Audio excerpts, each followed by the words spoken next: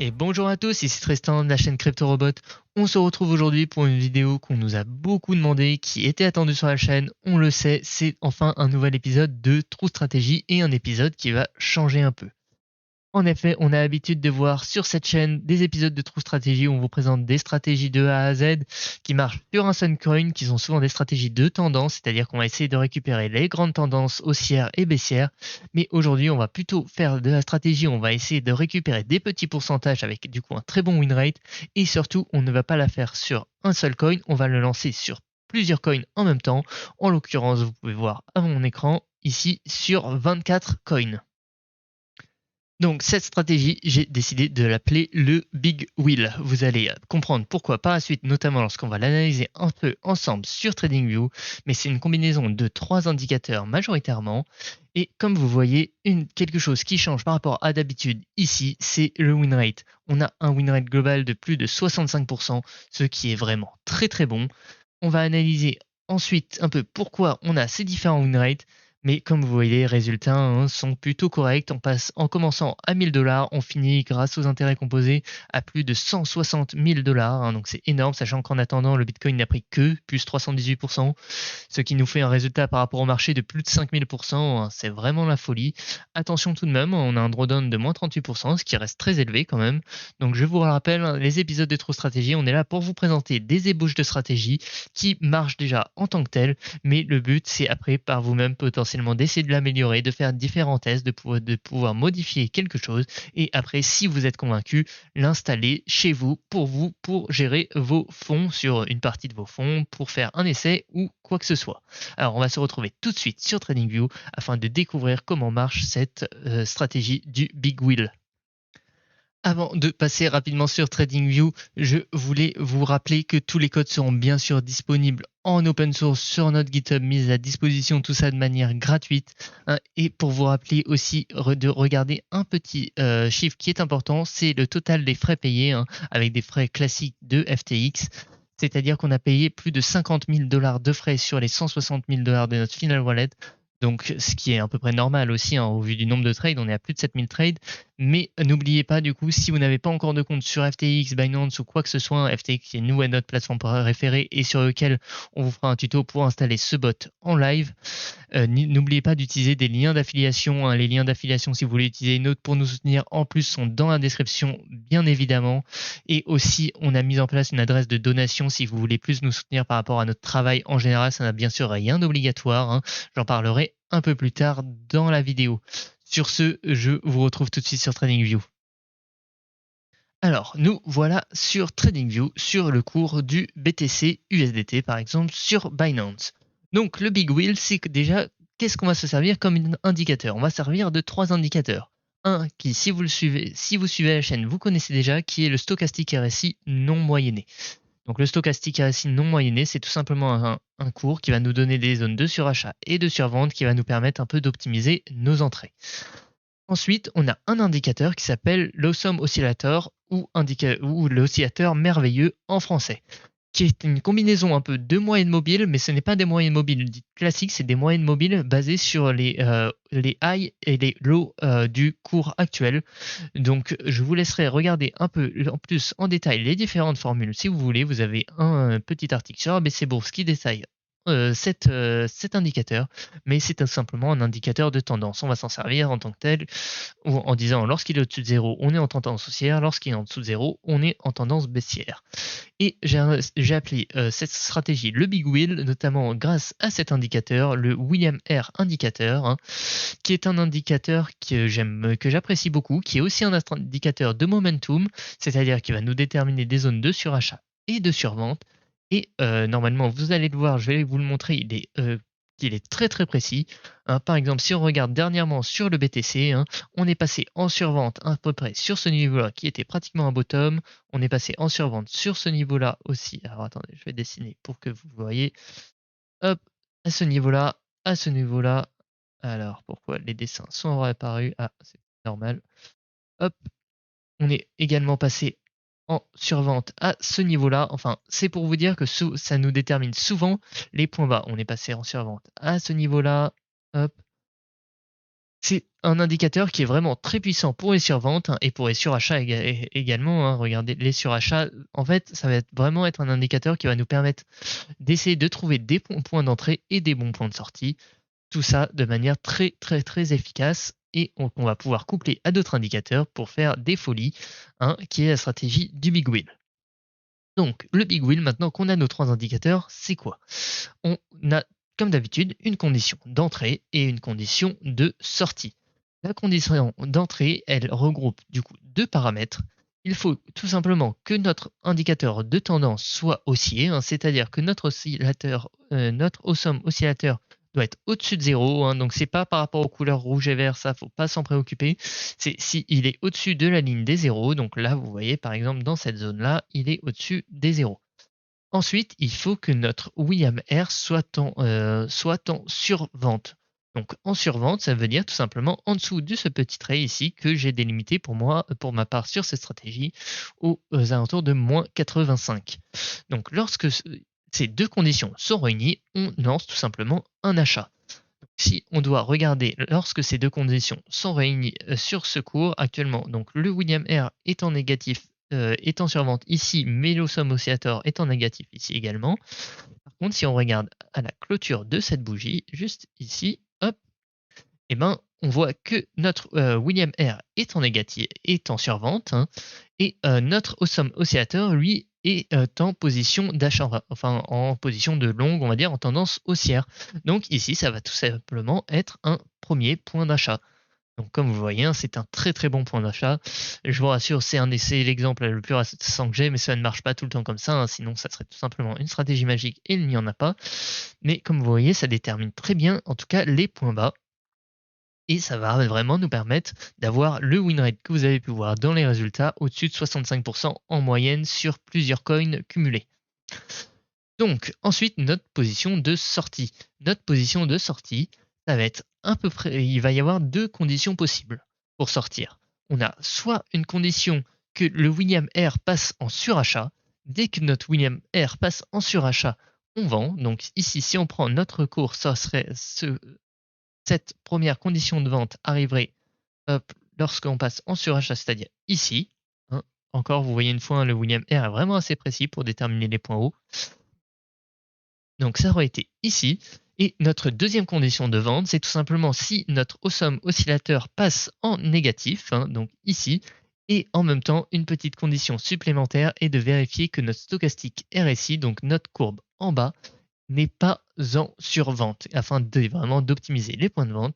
Donc comme vous le voyez ici, à ce niveau-là, notre awesome oscillateur passe en bearish et notre stochastique RSI n'est pas en survente, donc on va vendre tout simplement à la clôture de la bougie.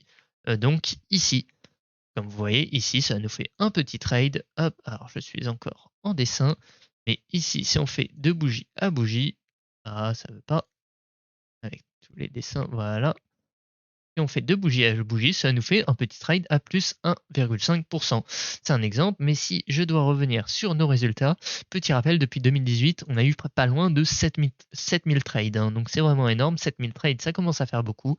Il y a assez souvent des trades sur cet algorithme. Mais vous voyez par exemple ici vous avez l'exemple typique d'un trade et il faudrait que voir si j'en trouve d'autres pour vous remonter un peu avant cela. Alors tac tac tac.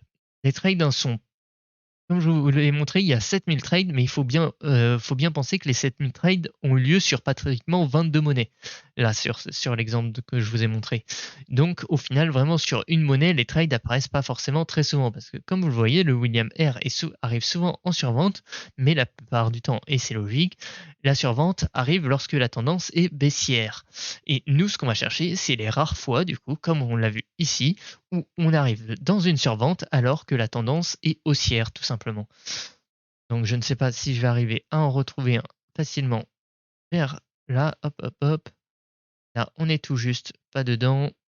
En plus, en ce moment, on est surtout en tendance baissière, hein, donc ça, forcément que ça aide pas. Je crois qu'il y en a peut-être un ici. Alors, attendez.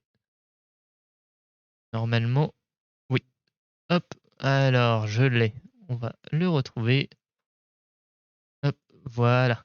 Donc comme vous voyez, là encore, ici, on a un awesome oscillateur qui est en positif, hein, tout simplement. Donc, c'est-à-dire il considère qu'on est en tendance haussière. Notre William R passe à cette belle et grosse bougie rouge en survente. Donc, on se place tout simplement à l'achat, à la clôture de cette bougie. Et encore une fois, vous voyez que c'est assez précis, hein. Hop. Donc, on se place à l'achat tout simplement ici. On va même faire plutôt une petite croix. Hop. Et quand est-ce que l'on va vendre? Eh ben, on va regarder tout simplement lorsque notre Awesome Oscillator va repasser en positif, c'est-à-dire ici. Hein, là, il repasse en négatif, pardon. Ah non, c'est pas ici, ça va être plutôt ici. Hop. Donc à la clôture de cette bougie. Donc notre robot va tout simplement revendre à ce moment-là. Et ça nous fait un petit trade, hein, assez léger de plus 0,8-0,9%. Mais des petits trades comme ça entamés, et c'est pour ça aussi l'intérêt de faire marcher ce robot sur plusieurs monnaies. Car comme vous l'avez vu, les trades arrivent pas souvent, souvent c'est des petits trades, mais le fait de le faire sur plusieurs monnaies, qu'il est ouvert à pouvoir le faire sur plusieurs monnaies, c'est un gros avantage parce que du coup il va scanner tout le marché, et dès qu'il va voir un setup où cette position arrive, il va tout simplement rentrer sur cette position avec une partie de son portefeuille. Donc, avant de rentrer dans l'explication un peu du code, du backtest et comment pouvoir lancer ce backtest chez vous, hein, tout ce code, bien sûr, est en open source comme d'habitude et librement accessible sur GitHub. Et je vais vous montrer un peu comment profiter de tout ça et installer. Mais d'abord, on va analyser un peu plus en détail les résultats. Donc, comme vous voyez, en commençant à 1000, comme on l'a dit, on finit à 162 000 $. Donc avec un win rate qui est vraiment très bon, hein, plus de 65% sur 7000 trades, donc c'est quand même assez représentatif. On a également, hein, comme je vous l'ai dit, un drawdown qui reste assez élevé. Donc il faudrait analyser peut-être plus en détail les moments où le bot enchaîne des trades perdants, qu'est-ce qui se passe, etc. Le peer trade qui, comme vous le voyez, est à moins 10%, donc c'est quand même pas négligeable. Il n'y a pas de stop loss. J'ai oublié de vous parler exactement. Il n'y a pas de stop loss, mais il y a un petit take profit à plus 15%. Hein, il est très très peu touché. Hein, comme vous voyez, il est touché que 41 fois. Mais ça peut nous permettre, en effet, placer un take profit peut nous permettre de temps en temps de pouvoir essayer de toucher quelques mèches, hein. Lorsque le cours va mècher vers le haut, on a peut-être une chance de récupérer ce take profit, et ça peut être un petit plus, hein.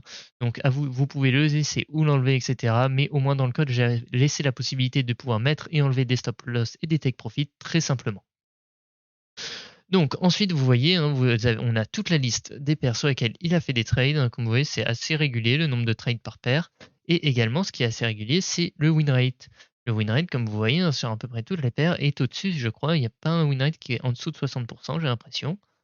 Si 58% sur le ZRX, hein, et les résultats, eux, sont un peu plus disparates parce que forcément, même si le win rate est équivalent sur certains coins, il va pouvoir prendre des plus grosses hausses ou manger des plus grosses baisses dans le sens inverse.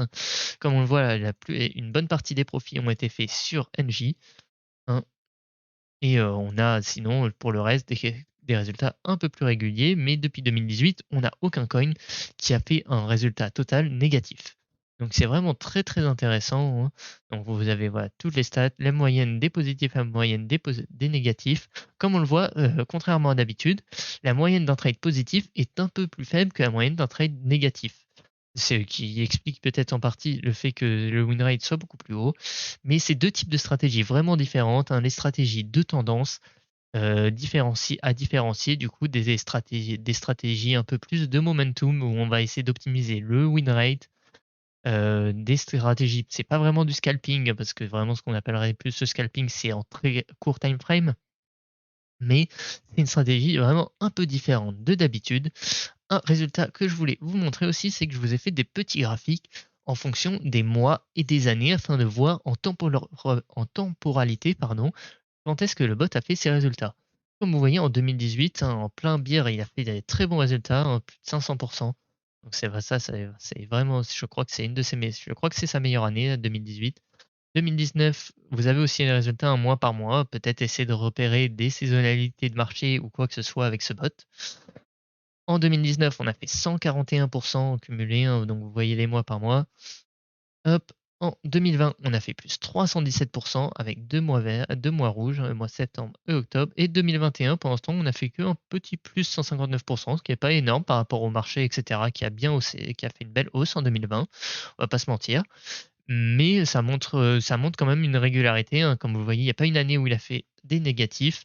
En 2021, on a pris un peu cher lors du mois de mai et de juin, mais c'est notamment que même si le marché a beaucoup haussé, etc., pour rappel, hein, j'ai mis vraiment des coins qui sont vraiment pas des coins de vraiment très tendance, hein. Après, lorsqu'on va lancer la stratégie en live, on va souvent se lancer plutôt sur des coins sur lesquels on croit, mais comme vous voyez, moi, personnellement, je ne lancerai pas actuellement le backtest avec du BTG, du Zilliqa ou du XVG. C'est des coins qui sont plus vraiment, vraiment d'actualité, même s'il y a encore des projets derrière, etc. Mais c'est plus vraiment des coins d'actualité, mais c'était pour vous faire le backtest le plus fiable possible en disant en 2018, je lance sur ces coins et je ne bouge pas. Et vous avez voilà tous les résultats en mois par mois. Et juste après, on va également lancer un backtest du coup sur des coins un peu plus récents, par exemple sur les coins qu'on pourrait lancer en live sur FTX. Donc, on va maintenant passer à la revue de code. Donc, attention, pour les débutants, cet épisode va être un peu plus compliqué que d'habitude. En effet, là, si vous n'avez jamais fait de code, ça va être un peu compliqué à prendre en main. Il y a quelques manips, notamment pour l'installation. Mais pour ceux qui ont des bases, je pense que c'est largement abordable. Alors, je vous annonce également la mise en place d'une adresse de donation. Si vous voulez nous soutenir, c'est forcément, il n'y a rien d'obligatoire. Mais si vous voulez nous soutenir dans nos différents projets, on propose tous nos codes de manière vraiment open source, sans rien à payer. On ne vend pas de formation, etc. On n'est pas rémunéré sinon sur cette chaîne, à part avec les pubs YouTube. Et vous vous doutez bien que cela ne représente pas grand-chose. Mais en effet, du coup, on vous propose une adresse de donation qui marche avec les principales blockchains, c'est-à-dire que vous pouvez envoyer à peu près n'importe quel token, des Ethereum, des USDT, des BNB, etc., en sélectionnant les réseaux type Ethereum compatibles. Donc le réseau Ethereum, le réseau Binance Smart Chain, le réseau Avalanche Chain, Polygon, Phantom ou Chronos. Donc si si vous voulez par exemple nous donner à partir d'un exchange, souvent le plus simple ça va être de nous envoyer des BNB via la Binance Smart Chain. Pratiquement tous les exchanges proposent d'envoyer des BNB grâce à la Binance Smart Chain, aussi appelée du coup BSC. Donc vous avez l'adresse sur le GitHub qui se retrouvera dans la description et qui sera aussi sur notre Discord. Donc si vous voulez nous soutenir, n'hésitez pas, ça nous ferait très plaisir. Donc, comme je vous l'ai dit, attention, le code va être un peu plus compliqué pour cette vidéo car ce n'est pas un simple projet qu'on va pouvoir exécuter sur Google Colab comme on avait l'habitude de voir pour les épisodes précédents. Aujourd'hui, c'est un vrai projet. Je vais mettre pas mal de trucs sur ce projet. Il y a pas mal de fonctions, de fonctionnalités différentes. Je vais souvent alimenter ce GitHub notamment avec des nouvelles stratégies. Donc, si vous voulez vous mettre un peu plus au code et essayer de faire vos propres backtests, je vous conseille d'utiliser ceci. Donc pour installer tout ça, il va bien sûr vous falloir d'abord un éditeur de code. Donc souvent un très connu, c'est Visual Studio Code. Il va vous falloir Python, bien sûr, le fait de pouvoir exécuter des Jupyter Notebook. Donc des Jupyter Notebook, c'est ce que vous voyez à l'écran, c'est tout simplement un code avec des cellules. Et enfin, bien sûr, GitHub, enfin Git plutôt, pour pouvoir cloner et utiliser notre projet avec Python, etc. Donc pour pouvoir l'utiliser, il vous suffira de faire un git clone, du coup de télécharger ce projet. Donc vous avez les instructions ici. Et une fois que vous avez téléchargé et que vous vous placez dans votre projet, il suffira de faire install. Alors, il y a une petite erreur d'ailleurs, c'est pip install-r requirements.txt. Je corrigerai ça bien évidemment. Et grâce à ça, vous installerez les différentes dépendances. Je vous conseille aussi de faire un virtual environnement, c'est recommandé. En tout cas, ça sera plus facile pour vous, ça évitera des conflits, notamment sur la version du package CCXT, qui est du coup le package qui va nous permettre de communiquer avec les API, etc. C'est très important que vous ayez la même version que nous pour s'assurer que tout le code fonctionne derrière. Donc vous avez la procédure pour installer un environnement virtuel, c'est vraiment pas compliqué, je vous rassure. Donc, on passe maintenant au code. Donc, pour le code. Alors, d'abord, bien sûr, il va y avoir la cellule des imports sur laquelle je ne vais pas rentrer en détail.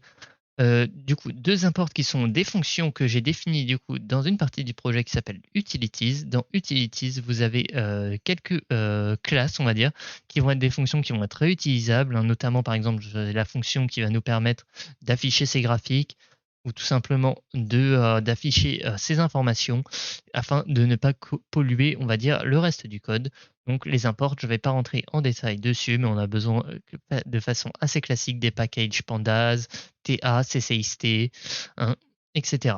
Donc pour vous détailler, avant de commencer à rentrer dans le code un peu la structure du code, L'avantage du coup d'avoir un projet comme ça va surtout être de pouvoir download des données. Donc vous avez l'habitude avant sur les backtests de potentiellement à chaque fois que vous vouliez relancer votre backtest à retélécharger les données par exemple de l'Ether contre l'USDT en 1 heure depuis 2017, ça vous pouvez vous prendre du temps. Et sur du multi-crypto où vous avez peut-être besoin des données de 22 paires, eh ben, c'est clairement impossible de refaire ça à chaque fois. Donc je vous ai fait tout un code, etc. pour que les données soient téléchargées. Et sur le GitHub, on a déjà pas mal de données téléchargées. Donc si vous voulez juste exécuter ces backtests, par exemple, toutes les données sont déjà téléchargées. Mais en gros, tout ce qui est téléchargé est dans un dossier qui s'appelle Database. Hein, comme vous voyez, vous avez les données du coup de certains exchanges et un petit fichier qui s'appelle Data Manager, hein, qui va nous permettre tout simplement de jouer, on va dire, avec ces données. Et vous avez 3 fonctions majoritaires. Donc, vous avez une première partie qui va juste vous permettre, c'est juste une partie vraiment d'inspecter les données, de voir un peu comment ça marche. Hein. Donc, pour récupérer par exemple les données à partir de Binance, du coup, on va créer une instance de ma classe du coup Data Engine, hein, qui est du coup un fichier que j'ai créé auparavant. En fonction de l'exchange que vous voulez récupérer, il faut mettre session égale du coup ccxt.binance si vous voulez récupérer de Binance.ftx si vous voulez récupérer de FTX par exemple. Et à partir de ça, on a 2 fonctions. On peut soit récupérer l'historique à partir de l'API, donc directement à partir de l'exchange. Dans ce cas-là, on met tout simplement une paire, un time frame et une date de départ. Et dans l'autre cas, on a depuis notre base de données, donc c'est le même principe, hein, c'est juste qu'on va là directement aller regarder dans nos fichiers locaux. Donc comme vous voyez par exemple sur Binance, hein, j'ai des données en daily, en heures, etc. Et à partir de ça, ça va nous permettre de les récupérer. Donc ensuite, si vous voulez du coup les télécharger ces données pour que justement elles soient dans votre base de données, vous pouvez télécharger tout simplement des listes de paires. Donc pour ça, j'ai créé un petit fichier qui s'appelle pairlist.json. Comme vous voyez ici, vous avez des listes de paires, hein, que vous pouvez bien sûr éditer à votre guise. Et ces listes de paires, vous pouvez les récupérer tout simplement ici. Donc comme vous voyez, paire symbole, j'ai dit que ici c'est le Binance Top 5. Hein, donc le Binance Top 5, il correspond à ces 5 paires là, BTC, ETH, BNB, Sol, ADA. Hop. Et je veux par exemple les télécharger en weekly. Donc si vous voulez les télécharger par exemple en weekly et en daily, vous pouvez faire ça tout simplement. Vous pouvez en mettre plusieurs et c'est exactement le même principe pour les paires. Vous pouvez en mettre plusieurs à la suite si vous ne voulez pas utiliser un fichier JSON. Vous pouvez par exemple faire, hop, faire un exemple rapide. On peut faire BTC slash USDT, hop, et virgule, par exemple, ETH slash USDT.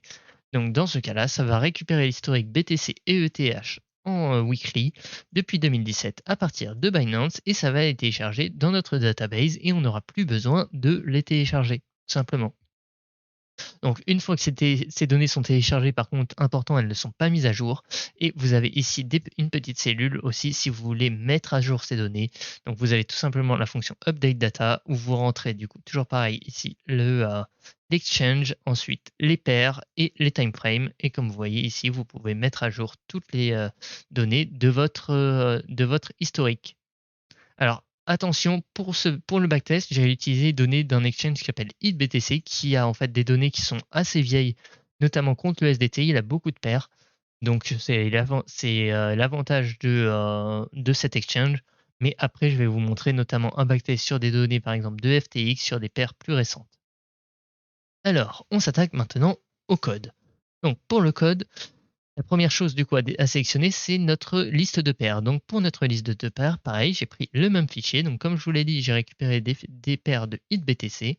Hein, donc j'ai nommé cette liste de paires HitBTC 2018. Donc vous avez toute la liste ici, hop, comme vous voyez. Hein, hop, alors pardon, c'est pas ça. On va le fermer, pas enregistrer forcément ce que j'ai fait. Donc comme vous voyez, du coup, pour récupérer les paires, du coup, on sélectionne notre nom des paires, notre time frame, notre date de départ et aussi notre exchange. Donc ici, c'est ccxt.hitbtc par exemple. Ensuite, on crée une paire, du coup, une liste de data frame en fait qui représente notre liste de nos données. Donc ça, on va tout simplement du coup avoir des données pour le Bitcoin, pour l'Ethereum, pour la Litecoin, etc. ainsi de suite. Et pour chacune de ces données, on va les récupérer de notre database, donc avec la fonction getHistorical_from_db. Et on va tout simplement l'ajouter dans notre tableau du coup qui s'appelle dflist. Comme vous le voyez ici, on va avoir des petits messages à chaque fois qu'on a bien téléchargé nos données, hein. Donc on voit qu'on a à peu près 40 000 candles on a à peu près 40 000 heures depuis qu'on a lancé notre backtest. Donc ici, vous voyez par exemple un exemple, ça doit être sûrement celui du BTC. Alors ensuite, on a nos indicateurs. Donc pour les indicateurs, les paramètres, je n'en ai pas encore parlé, mais les paramètres de nos indicateurs pour notre Awesome Oscillator, c'est 6,22 du coup, hein. Donc pour les paramètres de l'Awesome Oscillator, il n'y a pas vraiment de paramètres comme d'habitude ici, hein. Faudrait modifier un peu l'indicateur, je le ferai peut-être si j'ai du temps, mais vous pouvez directement le modifier dans le code source qui correspond en fait ici au 6 et au 22. Alors ensuite pour le stock Windows c'est par défaut c'est 14 et pour le William aussi la taille du William c'est également 14. Et ensuite ce qu'on va faire du coup c'est que pour chacun de nos datasets, donc pour l'Ether, pour le Bitcoin, etc., on va calculer nos indicateurs et on va les appliquer tout simplement. Donc, on va calculer notre Awesome Oscillator que j'ai nommé AO, Stochastic RSI et notre William R. Et après, on affiche tout simplement notre dataset. Donc, comme vous voyez, on a un dataset Open, High, Low, Close avec des valeurs pour l'Awesome Oscillator, des valeurs pour le Stochastic RSI et des valeurs pour le William R. Ensuite, on commence à rentrer vraiment dans le backtest pur et dur. Donc pour ce backtest, tout simplement, afin de sauvegarder nos données, déjà on va faire une copie de dflist qu'on va appeler dans une variable qui s'appelle dftestlist, qui est aussi un tableau de tous nos paires, donc BTC, Ethereum, etc. Et on va les mettre depuis 2018. Donc notre starting balance à 1000, un maker fee et taker fee qui sont de 0 et de 0,307, pardon, qui correspond tout simplement aux frais de FTX lorsqu'on a des FTT stackés, hein. Vous pouvez modifier cela en fonction de vos frais que vous avez payés, mais petit rappel, même si ces frais sont pourtant assez faibles, en total fees, on paye plus de 53 000 $, hein, donc c'est vraiment énorme. Alors que c'est en partie dû au fait qu'on a fait plus de 6 000 trades, hein, près de 7 000. Donc c'est aussi à peu près normal, mais je vous le rappelle aussi que ça c'est les frais sans lien d'affiliation par exemple. Donc si vous utilisez un lien d'affiliation lorsque vous créez votre compte par exemple FTX, vous aurez des avantages sur vos frais. Et si vous voulez nous soutenir, c'est un très bon moyen en dehors des donations aussi, c'est tout simplement d'utiliser nos liens d'affiliation lorsque vous inscrivez sur une nouvelle plateforme comme FTX. Bref, tous les liens sont bien évidemment dans la description. Alors, ensuite, on a des règles, du coup des rules. On va tout simplement définir si on veut un stop loss, si on veut un take profit. Et show log, c'est pour si on veut voir si un petit message à chaque fois que notre bot fait un trade. Je vous conseille de le laisser à false, à moins que vous ayez vraiment envie de faire du débugage, c'est-à-dire de vérifier s'il y a quelque chose qui ne marche pas. Donc le stop loss, comme je vous l'ai dit, il n'y a pas de stop loss. Par contre, il y a un take profit, donc on va le mettre à true. Ensuite, on a nos hyperparamètres. En fait, ce qu'on appelle les hyperparamètres, c'est tout simplement les paramètres de la stratégie, donc de comment va dépendre un peu de notre stratégie. Donc pour les hyperparamètres, on a la survente le surachat du stochastique RSI, donc qu'on met à 0,8, la survente du stochastique qu'on met à 0,2, ça c'est les paramètres classiques. Donc le TP et le stop loss, on s'en sert pas. Par contre, le TP percentage, du coup, qu'on met à 15%, hein, donc est très élevé, on a dit, et il n'a pas énormément d'intérêt, mais ça peut nous permettre d'aller chercher des mèches. Donc ensuite, on a la survente de William R, donc on va placer à moins 85, et le surachat de William R qu'on va passer à moins 10. Et un indicateur un autre hyperparamètre qui est très important, c'est notre max position. Car en effet, je ne vous ai pas encore détaillé vraiment comment va marcher la stratégie en gestion de portefeuille, etc. En fait, tout simplement, ce qu'on va faire, et ce qui va nous permettre de rentrer sur plusieurs tokens en même temps, c'est-à-dire qu'à chaque fois, on va rentrer qu'avec une partie de notre portefeuille. Par exemple, si on met max position égale 4, c'est-à-dire qu'on va rentrer à chaque fois qu'avec un quart de notre portefeuille afin d'avoir au maximum 4 positions cumulées accumuler sur 4 coins différents. On va par exemple avoir une position sur BTC, une position sur ETH, une position sur ADA par exemple, et une position sur Litecoin. Et chacune va représenter un quart de notre portefeuille. Ça nous permettre potentiellement de diminuer les risques avec des trades qui pourraient être trop gagnants ou trop perdants. C'est aussi pour ça qu'on peut se permettre de ne pas mettre par exemple de stop loss, car en effet, si on met à chaque fois, on a un stop loss, on va dire, un peu naturel, dû au fait que sur chaque position, on ne joue que un quart de notre portefeuille. Ce qui n'empêche qu'on peut avoir 4 positions en même temps, et si le BTC crash et emmène tous ses copains, et ben malheureusement, on crashera aussi. Ça, c'est inévitable. Donc, pour les conditions d'achat et pour les conditions de vente, qui, je vous rappelle, du coup, sont des fonctions. Donc, pour notre condition d'achat, on va tout simplement vérifier que notre oscillateur merveilleux est supérieur ou égal à 0 et notre William R est inférieur à la survente. En effet, comme je vous l'ai répété sur TradingView notamment, on achète lorsque le William R est en survente. Donc, dès qu'il est en dessous, on va acheter et ça va retourner trou. Pour la condition de vente, ça va être un peu différent car il y a deux conditions possibles. Donc la première condition, c'est que notre oscillateur merveilleux soit en dessous de 0 du coup et notre stochastic RSI ne soit pas en survente, afin d'optimiser les points. Ou alors notre autre condition, c'est tout simplement si notre William R passe en surachat, et bien tout simplement on vend tout de suite, on n'attend pas que notre oscillateur merveilleux se retourne. Donc après, on a des initialisations de valeur. Donc ça, il n'y a rien à toucher là-dedans. Mais je vais vous présenter rapidement. Donc au début, on a notre solde USD qui représente nos starting balance qu'on avait défini à 1000. Hop. Notre wallet aussi qui représente aussi 1000 du coup. Ensuite, pour vous expliquer un peu de principe de comment va marcher le code, c'est-à-dire qu'on va, pour chaque paire, en fait, on va avoir un tableau qui va représenter par exemple les stop loss, les take profit, la taille des positions, etc. Et à chaque fois qu'on va prendre, par exemple, imaginons que l'Ethereum est en position 3 dans notre tableau, c'est-à-dire qu'on a le BTC, le BNB et l'Ethereum. Et ben, dans ce cas-là, à chaque fois qu'on va prendre une position sur l'Ethereum, dans notre tableau, on va insérer à la troisième position, par exemple, le prix auquel on l'a acheté, combien on a acheté d'Ethereum, etc. Ce qui va nous permettre de garder en historique et de pouvoir faire des trades.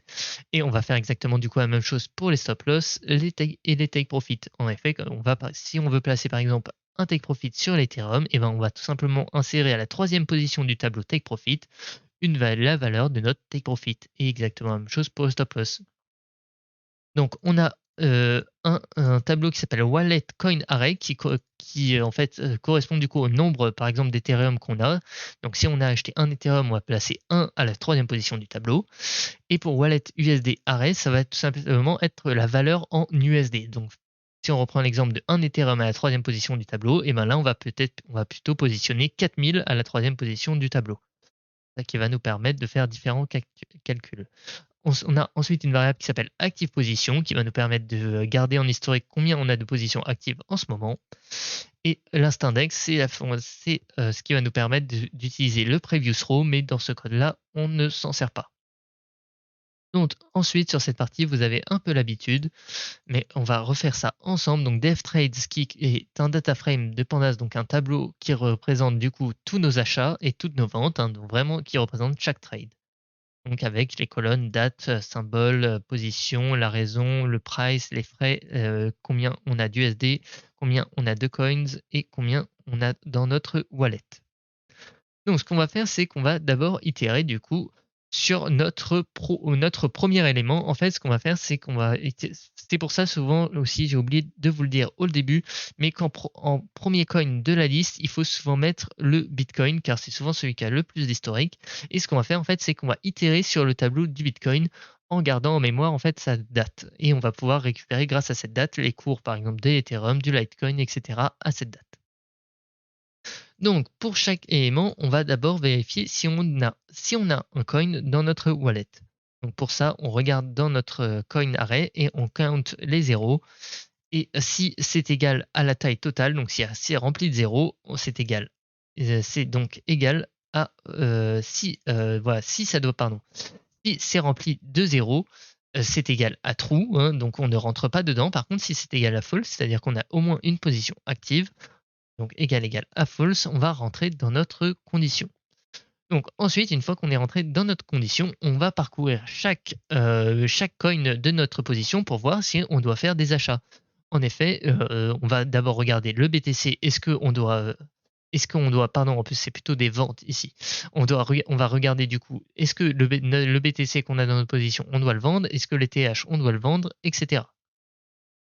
Donc on va regarder pour chacun si, du coup, si on en a, donc si on a des Ethereum par exemple, eh ben, on va voir si c'est le moment de vendre ou d'acheter. Donc pour ça, on va définir du coup une variable qui s'appelle actual qui définit en fait tout simplement la ligne actuelle de notre Ethereum, c'est-à-dire on va grâce à ça avoir le open, high, low, close, le somme oscillateur, enfin tous nos indicateurs de l'Ethereum par exemple à ce moment-là donné. Donc on va tout simplement regarder si d'abord si on touche notre stop loss. Si c'est le cas, eh ben, on va vendre, hein. Donc si notre lot, si le cours le plus bas est en dessous du stop loss, on va vendre, hein. Pour ça, il faut aussi bien évidemment que le stop loss soit activé. Hop. Donc tout ça, on va passer car on va pas vraiment parler du stop loss, mais on va plus parler par exemple du take profit. Donc si actual row de high, donc si si on a une mèche qui a dépassé le take profit, et ben tout simplement on va réaliser notre take profit, c'est-à-dire qu'on va vendre au prix du take profit, hein. Donc notre wallet il va augmenter dans ce cas-là vu que c'est un take profit, logiquement il devrait augmenter.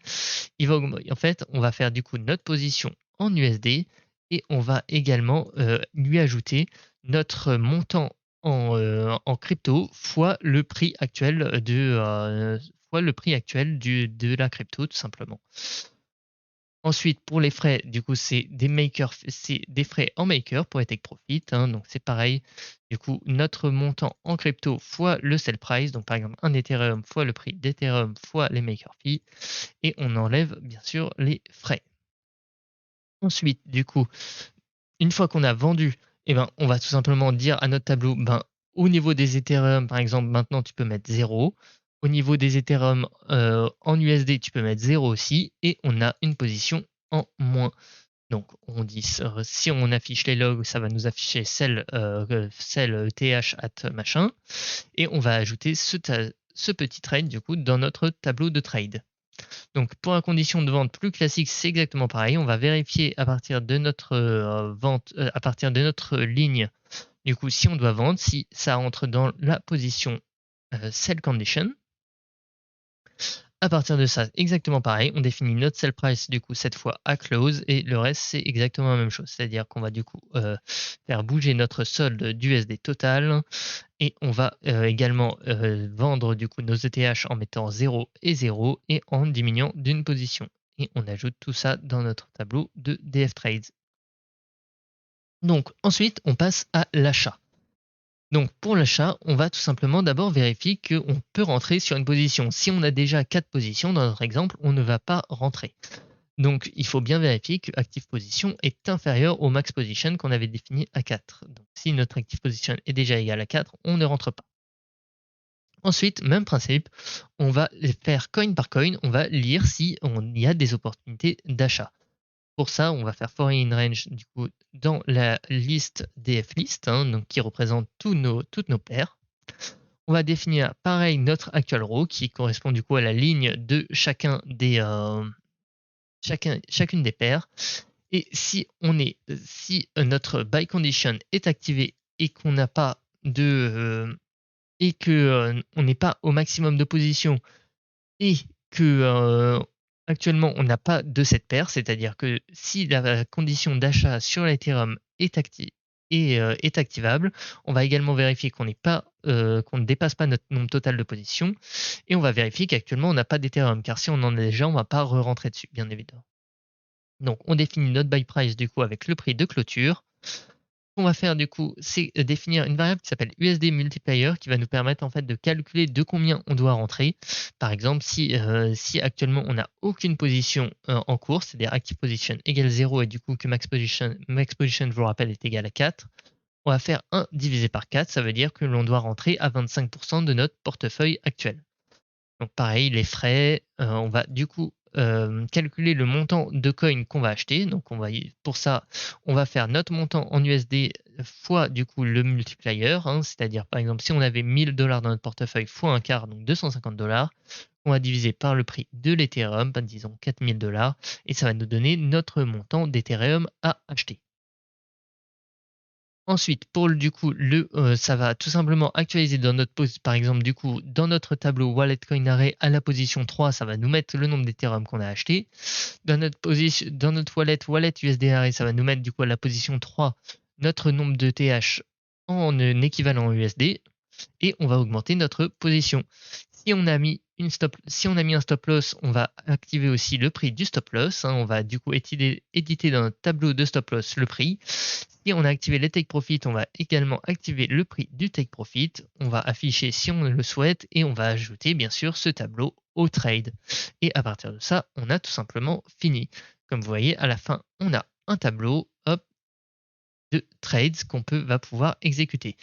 Donc je vais vous refaire la démonstration en live tout de suite sur des coins l'on va utiliser pour la version live sur FTX.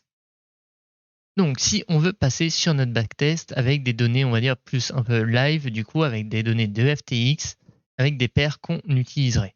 Donc vous avez la liste des paires que je vais utiliser pour ce backtest ici, du coup, donc qui sont à peu près les paires à peu près classiques en spot sur FTX. Donc pour ça, on exécute notre import. Ensuite, on va changer notre liste de paires. Du coup, on va plus prendre InBDC. Du coup, on va prendre cette fois FTX classique pair. Et on n'oublie pas de changer aussi FTX pour qu'il aille de chercher dans la base de données d'FTX. Donc comme vous voyez, ça a été instantané, 0,4 secondes pratiquement, vu que les datas ont été téléchargées. D'habitude, je vous le rappelle, si vous deviez télécharger à peu près les données à chaque fois, ça vous prendrait, je pense, aux alentours d'une heure, ou pas loin en tout cas. Donc ensuite, on exécute nos différents indicateurs. Donc nos différents indicateurs vont être chargés. Donc vous voyez par exemple ici le premier de la liste, le premier tableau de la liste qui représente celui du BTC, car si on regarde dans la liste, le BTC est en premier.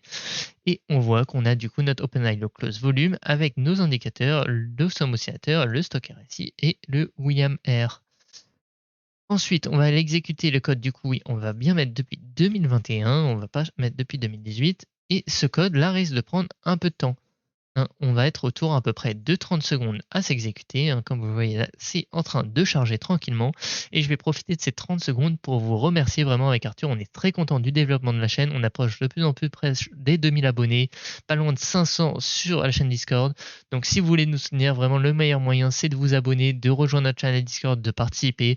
Et bien sûr, après, si vous voulez nous soutenir un peu plus financièrement, c'est d'utiliser les liens d'affiliation ou encore l'adresse de donation dont je vous ai parlé un peu plus tôt, qui sera disponible sur Discord et sur GitHub, bien évidemment. Donc sur ce, le code ne devrait pas tarder à être fini. Hop, hop, hop. Alors, on descend, on descend, on descend. Et on est à 45 secondes d'exécution. Comme quoi, vous voyez que ça peut être assez long. Donc voilà, on est à 47 secondes d'exécution. Donc on voit que notre final wallet en une année est à 2256. Donc, comme vous voyez, c'est pas forcément extraordinaire. On va pas se mentir, sachant que le marché en 2021 a été très bon. Donc comme vous voyez, le Bitcoin lui a fait 70% en 2021. Mais attention, tout de même, je vais vous rappeler quelque chose, c'est qu'un chiffre qui est aussi très important, c'est le drawdown. Comme vous voyez ici, on a pris assez peu de risques car notre drawdown maximum était à moins 28%, ce qui est quand même assez faible comparé au Bitcoin et sans parler des autres monnaies. Mais si on compare au Bitcoin qui a perdu plus de 50% en passant de 65 000 à 30 000. Donc vous réduisez largement les risques, comme vous voyez ici, vous avez fait mieux que le Bitcoin. Donc après, à voir quand est-ce que vous voulez utiliser cette stratégie, etc. Mais comme vous le voyez, on est assez régulier quand même avec notamment un win rate qui encore une fois est très très haut. On est à 64%. On peut avoir la liste des différents coins qu'on a eu. Comme vous voyez, on a à peu près autour de 60 trades par monnaie. Le win rate qui est aussi toujours autour de 65-70%, avec un peu plus de variation parce que forcément il y a moins d'historique. Et la somme des résultats qui, comme vous voyez, cette fois, il y a quelques coins qui finissent en négatif quand même. On a AXS, TRX, Phantom, Sushi. Donc on a quelques coins qui cette fois finissent légèrement en négatif, mais sur le total, on est quand même très largement en positif. On va afficher peut-être les résultats en mois par mois, ça peut être intéressant. Donc forcément, on a fait une grosse partie de notre performance sur janvier et février, ce n'est vraiment pas étonnant. Mais on a réussi aussi à bien performer, même en mai, on a réussi à gagner alors que c'était le gros crash. Donc après, en juin, par exemple, c'est un peu plus mal passé. Mais c'est pour vous dire qu'il y a vraiment des points à aller tirer de cette stratégie. Encore une fois, c'est vraiment pas dans le but que forcément vous l'installiez tel quel et vous n'allez pas devenir millionnaire avec cette stratégie, hein. On n'est pas là pour vous non plus vous vendre du rêve, mais c'est pour vous donner vraiment des pistes de réflexion, des stratégies qui sont potentiellement applicables. Et vous, après, vous avez tous les outils à disposition, notamment du coup grâce à ce GitHub, hein, pour pouvoir tester, hein, chez vous et faire vos propres arrangements en fonction de ce que vous souhaitez faire. Donc sur ce, ça peut vraiment être un bon point. Alors la vidéo est déjà assez longue comme ça, donc il faudra attendre un peu pour la présentation du script live pour que votre bot puisse tourner tout seul comme un grand et faire ses achats et ses ventes. Si vous êtes arrivé jusque-là de la vidéo, je vous félicite, hein. C'est un contenu qui n'était pas forcément facile, j'espère que j'ai essayé de le démocratiser au maximum. Encore une fois, vous avez tous les codes de manière open source, vraiment de libre accès. Donc pour tout ça, si vous souhaitez nous soutenir, le meilleur moyen, c'est encore de vous abonner, de mettre un j'aime, un commentaire, de rejoindre notre Discord, enfin tout simplement de faire grandir la communauté Crypto Robot. Et si vous voulez nous soutenir de manière un peu plus financière, ça n'a rien d'obligatoire, c'est par les liens d'affiliation ou l'adresse de donation dont je vous ai parlé un peu plus tôt dans la vidéo. Sur ce, c'était Tristan de la chaîne Crypto Robot. Je vous souhaite à tous une très bonne fin de week-end ou un bon début de semaine en fonction de quand vous la regardez. Et salut tout le monde!